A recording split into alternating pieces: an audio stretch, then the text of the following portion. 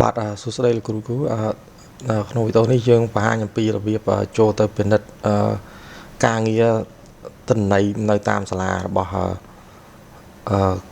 តកតងនឹងគ្រូកិច្ចព្រមព្រៀងរបស់យើងគ្រូបាទតែព័ត៌មានខ្លះយើងមើលត្រឹមតែ5ខេត្តនឹងសិនទេតែលោកគ្រូអាចនឹងចោះឈ្មោះឲ្យហើយព្រោះអីយើងនឹងបន្តធ្វើខេត្តផ្សេងៗទៀតបាទអញ្ចឹងនៅពេលដែលដើម្បីងាយស្រួលចូលទៅប្រព័ន្ធនេះលោកគ្រូអាចចុចតំណ link ដែលក្រុមការងារតម្លាក់តាម Telegram ក៏បានឬក៏ចូលមកថ្នាលចាស់ក៏បានយើងចុចពាក្យសហថ្នាលនេះនៅផ្នែករៀនបាទយកនេះប្រព័ន្ធស្រង់ព័ត៌មានគ្រូផ្អែកលើកិច្ចព្រមព្រៀងបាទអញ្ចឹងយើងចុចមកបាទអញ្ចឹងវាលោតមកដល់ប្រព័ន្ធរបស់យើងហើយអញ្ចឹង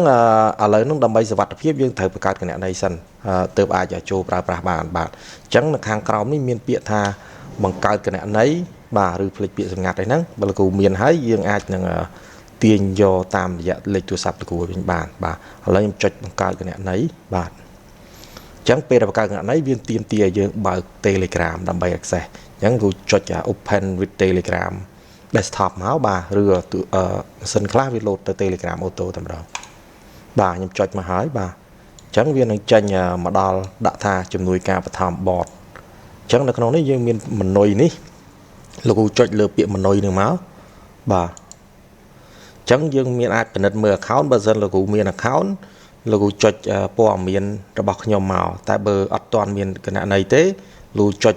បង្កើតគណនីខាងលើនេះមកឥឡូវខ្ញុំសាកមើលសិនក៏លោកគ្រូថាបង្កើតហើយទៅអត់ទាន់ដឹងថាមានឬមិនមានអញ្ចឹងខ្ញុំចុច my account មកបាទអញ្ចឹងយើងដាក់ my account គឺថាមិនទាន់ចុះឈ្មោះទេអញ្ចឹងយើងចាប់ផ្ដើមចុច start ដើម្បីឲ្យចុះឈ្មោះបាទ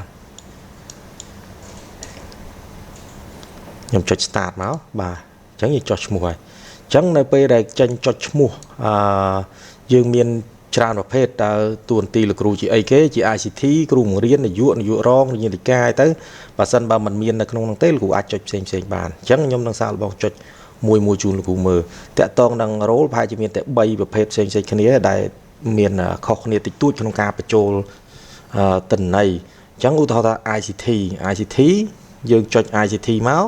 បាទអញ្ចឹងគឺគេចង់ដឹងថាយើងជា ICT ថ្នាក់តំបន់ថ្នាក់រាជធានីឬថ្នាក់ស្រុកបាទបើលោកគ្រូថ្នាក់តំបន់វាចប់ត្រឹមរើសតំបន់ហើយគឺគណៈនេះបង្កើតតែបើត្រឹមថ្នាក់រាជធានីខេត្តលោកគ្រូរើសតែត្រឹមខេត្តគឺបង្កើតគណៈនេះបានហើយថ្នាក់ស្រុកគឺត្រឹមថ្នាក់ស្រុកទេបាទអញ្ចឹងខ្ញុំឧទាហរណ៍ថ្នាក់តំបន់វាចុចមកវាសួរតំបន់ប្រមាណអញ្ចឹងបើយើងចុចលើតំបន់មួយហ្នឹងគឺវានឹងបង្កើតឲ្យហើយតែខ្ញុំអត់ទាន់ចុចទេដោយសារខ្ញុំអត់មែន ICT តាមតំបន់ទេខ្ញុំចុចត្រឡប់ទៅវិញបាទអញ្ចឹងលោកគ្រូអាចចុចត្រឡប់ទៅវិញបានបើមិនទាន់បានជ្រើសរើសបាទអញ្ចឹងជាគ្រូបង្រៀនបាទជាគ្រូបង្រៀននឹងនាយករងអីអាចនឹងសួរច្រើនរហូតទៅដល់សាលាតែម្ដងបាទដូចនេះយើងជាគ្រូបង្រៀនគឺយើងសួរសិនតើគ្រូអីគេអញ្ចឹងបាទគ្រូក្របខណ្ឌអញ្ចឹងមកបាទអញ្ចឹងគឺសួរដល់ខេត្តបាទចេញពីខេត្តទៅឧទាហរណ៍ខ្ញុំនៅត្បូងឃ្មុំខេត្តត្បូងឃ្មុំបាទតោះមកសួរដល់ស្រុកបាទស្រុកមេមត់អញ្ចឹងទៅបាទហើយឃុំដល់ឃុំបាទដល់ឃុំអញ្ចឹងចុងក្រោយបង្អស់role ដែលត្រូវបង្កើតគឺដល់សាលាបើយើង select ដល់សាលាគឺនឹងចាប់ផ្ដើមទាលេខទូរស័ព្ទហ្មងតែឥឡូវខ្ញុំអត់ទាន់សាកល្បងទេខ្ញុំនឹងបង្ហាញគ្រូអស់សិនបាទខ្ញុំសុំត្រឡប់ទៅវិញបាទត្រឡប់ក្រោយមកបាទអញ្ចឹងតកតងនឹងតួនាទីជាគ្រូបង្រៀននាយករងនាយិកាហ្នឹងគឺសិតតែយើងនឹងរើសទៅដល់សាលាតែម្ដងបាទសម្រាប់មន្ត្រីថ្នាក់បឋមឬក៏លេខាធិការអីនឹងមានមិនសួរច្រើនទេគឺគ្រាន់តែយើងចុចទៅគឺអាចបង្កើតគណនីបានម្ដងចំណែកឯមួយទៀតគឺផ្សេងបាទផ្សេងពេលលោកគ្រូចុចផ្សេងបើសិនបាទមានតួនាទីនៅកន្លែងមិញទេលោកគ្រូអាចចុចផ្សេងហើយចុចតួនាទីដើម្បីបន្ថែមថាលោកគ្រូមានតួនាទីអីហ្នឹងបើអាចបង្កើតបានតែម្ដងបាទដល់ពេលសាកសួរព័ត៌មាននេះលោកគ្រូអាចនឹងចុចសាកសួរព័ត៌មានហើយអាចនឹងឆាតនៅក្នុងបកនឹងក្រោមដើម្បីសួរព័ត៌មានផ្សេងបាទអញ្ចឹង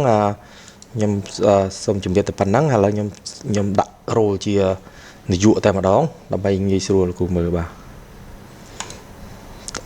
ខ្ញុំដាក់ role ជានាយកអញ្ចឹង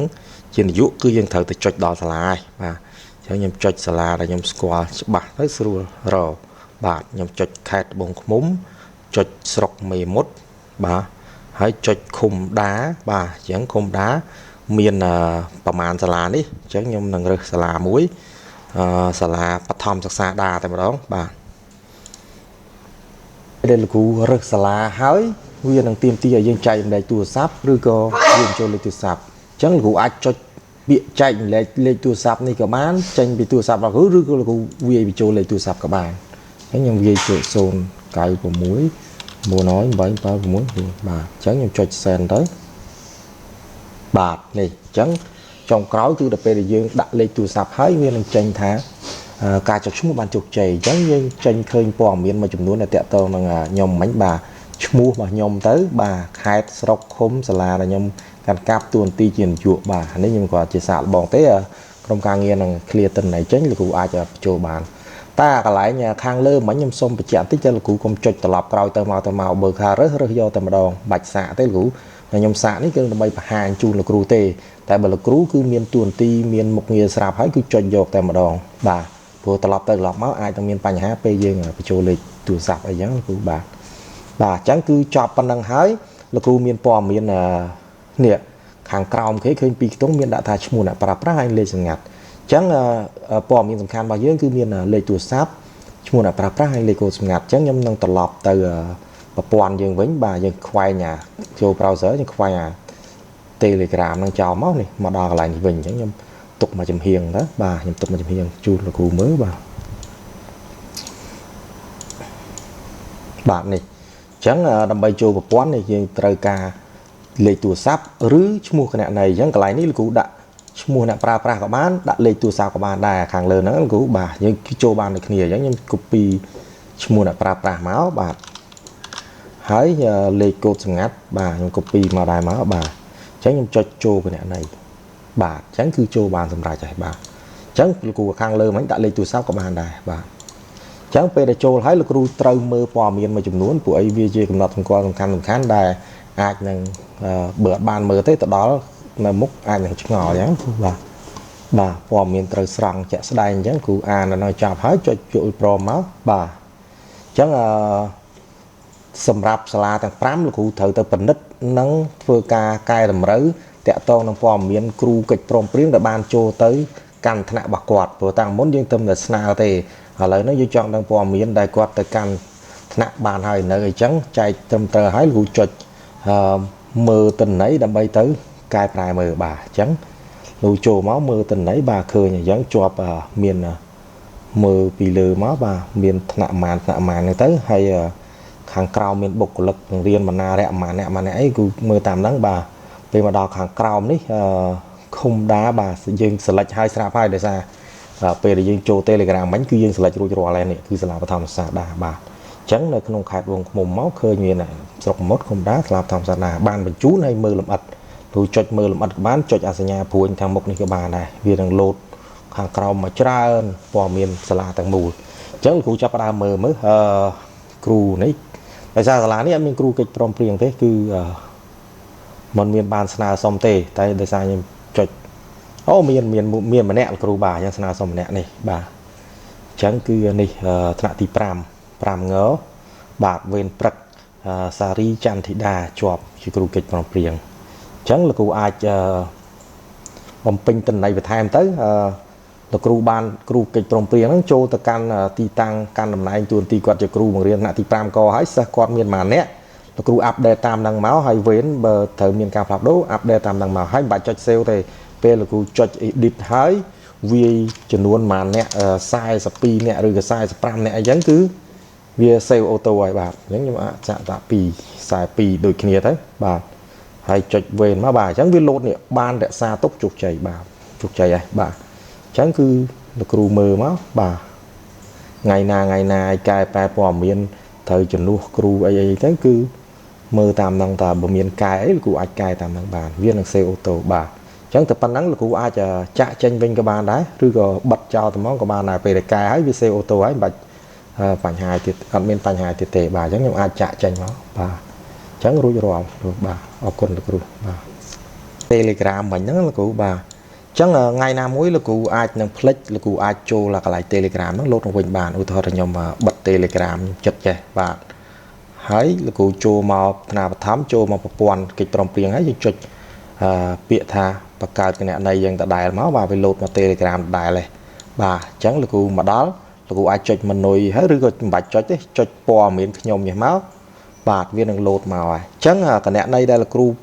បង្កើតហើយនៅក្នុង Telegram នេះគណនីនេះមិនមែនប្រើតែនៅលើប្រព័ន្ធកិច្ចព្រមព្រៀងទេគណនីមួយនឹងអាចនឹងប្រើនៅប្រព័ន្ធផ្សេងទាំងអស់ដែលនៅក្នុងសហថ្នាលរបស់ថ្នាលបឋម PLP យើងហ្នឹងគឺអាចប្រើប្រាស់ log in យ៉ាងដូចគ្នាគឺប្រើឈ្មោះដាក់ប្រើប្រាស់ឬលេខទូរស័ព្ទហ្នឹងជាមួយនឹងលេខកូដសម្ងាត់ហ្នឹងតែម្ដងអញ្ចឹងបើលោកគ្រូផ្លិចចុចមកដូចខ្ញុំវិញមកលោតមក Telegram ចុចព័ត៌មានខ្ញុំវានឹងបង្ហាញជូនលោកគ្រូវិញហើយបាទអញ្ចឹងមានតែប៉ុណ្្នឹងទេលោកគ្រូអរគុណមានបញ្ហាអីអាចនឹង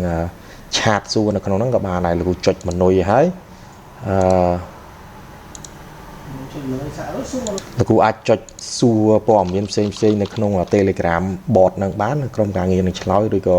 សំណួរខ្លះម៉ាស៊ីននឹងជួយឆ្លើយលោកគ្រូបាទអរគុណគ្រូ